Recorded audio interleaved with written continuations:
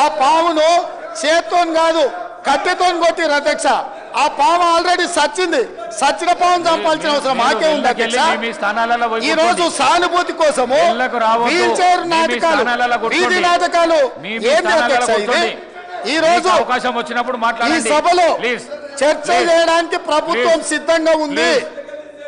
నిజాయితీ ఉంటే, మీరు అవినీతికి పాల్పడకపోతే, మీరు చెప్పినట్టు మేడిగడ్డలో 2, 3 పిల్లర్లు కుంగిపోతే దాని మీద తీసుకోవాల్సిన నిర్ణయాల మీద మాజీ ముఖ్యమంత్రి గారు చంద్రశేఖరరావు గారిని సభలోకి రమ్మనుండ్రి.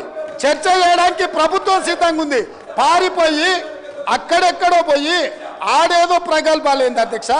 రమ్మనుండ్రి సభకు, వాస్తవాల మీద చర్చ చేస్తాం, మొత్తం ఇక్కడ పెడతాం. ఇవాళ ఆయన తప్పించుకుంటాడు, ఈయన వచ్చి ఈడ కొత్త మాటలు చెప్తాడు ఈడ. కాబట్టి అధ్యక్ష, దీని మీద ఇప్పుడు జరుగుతున్న చర్చ దేని మీద జరుగుతుందో ఆ విషయం మీద చర్చించమని ఉంది. ఎట్లాగూ సాగునీటి ప్రాజెక్టుల మీద శ్వేతపత్రం పెట్టడానికి మా ప్రభుత్వం సిద్ధంగా ఉంది. మీరు ఏమేమి విషయాలు ఉన్నాయో, ఏమేమి చర్చ చేయదలుచుకుందో మొత్తానికి మొత్తం శ్వేతపత్రం సందర్భంగా చర్చ చేద్దాం. లేదు కాళేశ్వరం మీద మీరు చర్చ అంటారా, దానికోసం ప్రత్యేకంగా తమ సమయం కేటాయించండి. కాళేశ్వరం మీద చర్చ చేయడానికి మేము సిద్ధంగా ఉన్నాం అధ్యక్ష. కడియం శ్రీహరి గారు.